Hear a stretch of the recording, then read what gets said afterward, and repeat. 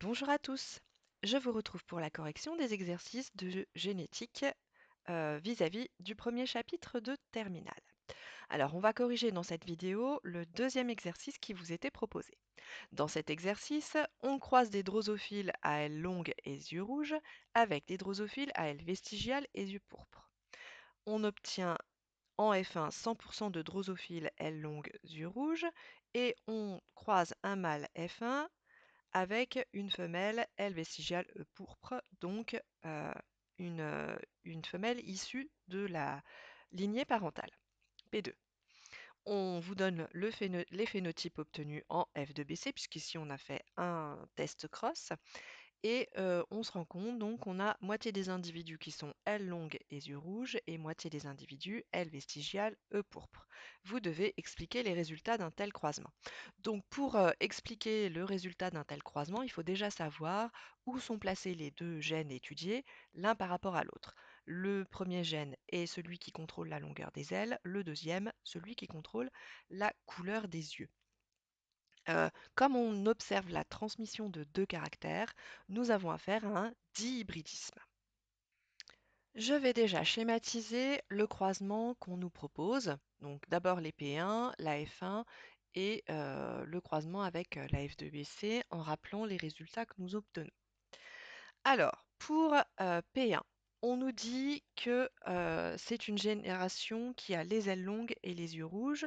Et comme on nous parle d'ailes vestigiales et yeux pourpres, on va utiliser les initiales par rapport à ça.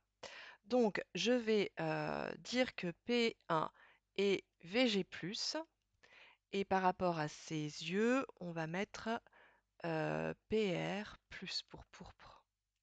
Et donc, il a les yeux rouges. Hein. PR+, ce sera pour les yeux rouges, qui est en fait le phénotype sauvage.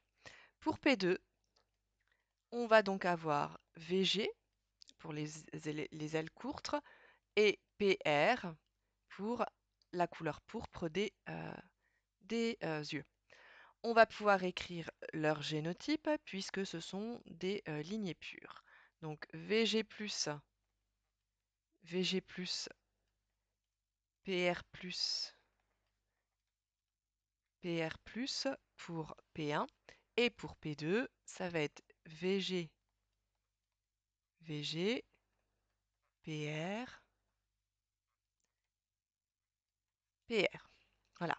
On peut aussi écrire les gamètes de P1 et P2. Ils sont homozygotes, donc il n'y a qu'un seul type de gamètes pour chacun des deux lignées, pour chacune des deux lignées. Hop, bien entre parenthèses. Les génotypes, hein, je vous rappelle, on les marque entre parenthèses. Donc pour P1, on aura un seul type de gamète, VG plus PR+, et pour P2, on aura VG PR. Donc ces individus ont été croisés et on a obtenu une F1 qui est à 100%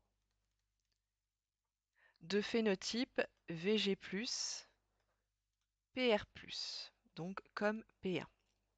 On sait qu'elle est hétérozygote, cette génération, puisqu'elle a reçu un allèle de P1 et un allèle de P2 pour chacun des deux gènes. Donc on peut écrire là aussi le génotype qui sera VG+, VG, PR+, PR. Voilà. Alors on peut tirer une autre information. Le phénotype de F1 correspond au phénotype de P1.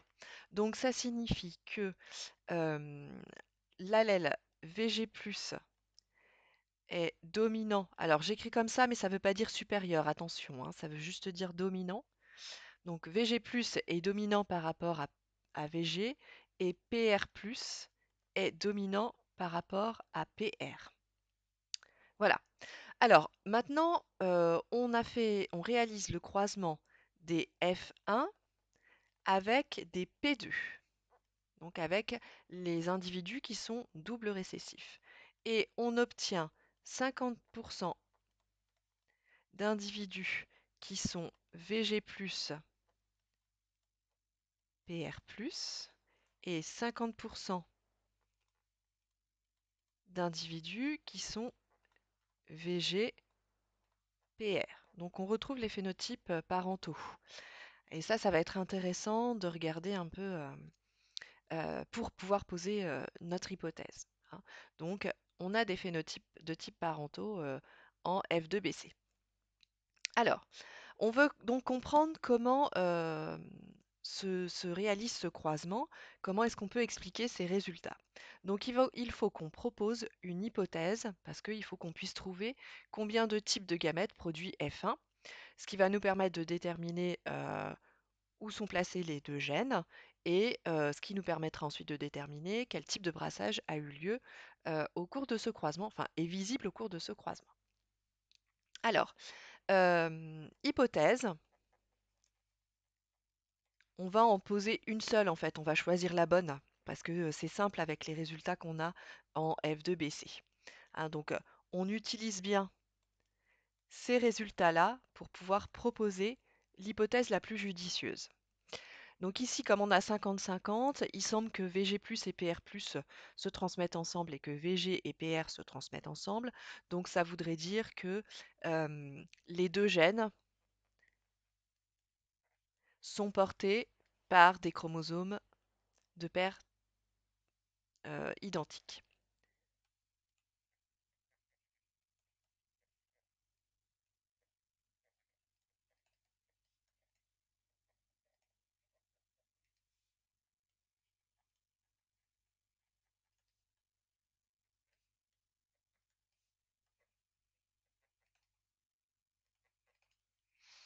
Alors, si cette hypothèse est juste, alors F1 produit deux types de gamètes dans des proportions équivalentes.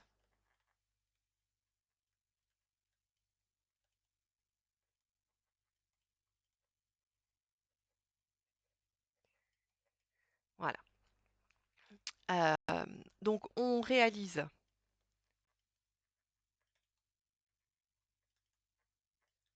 le test cross ou le croisement test, hein.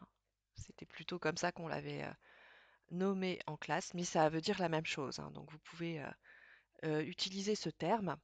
Et donc on va réaliser ce test cross sous la forme d'un échiquier de croisement où on va croiser les gamètes de F1 avec les gamètes de P2. Donc P2 ne peut produire que des gamètes VG, PR, puisque c'est une lignée pure. F1, par contre, avec notre hypothèse, on a dit que ces individus produisaient des gamètes de deux types dans des proportions équivalentes. Donc la moitié des gamètes seront VG plus PR plus et l'autre moitié sera VG PR. Donc si on réalise le croisement, on va obtenir la moitié des individus qui vont être PG plus, VG plus, pardon, VG et PR plus PR. Alors je rejoins les deux traits puisqu'on a dit que c'était porté par la même paire de chromosomes. Et on aura la moitié des individus qui seront VG, VG et PR, PR. Alors, en F2BC, on va donc obtenir la moitié d'individus qui sera de phénotype VG+, PR+,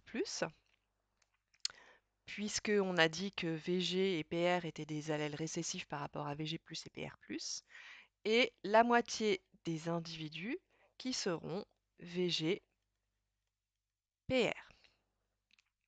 Donc ça, c'est notre F2BC théorique. On compare cette F2BC théorique à celle que l'on observe ici réellement et on voit que les résultats sont conformes.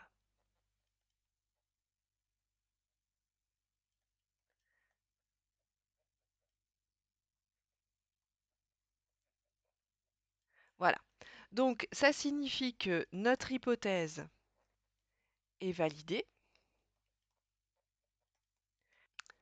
Le résultat de la F2BC est donc lié à la présence de ces deux gènes sur la même paire de chromosomes.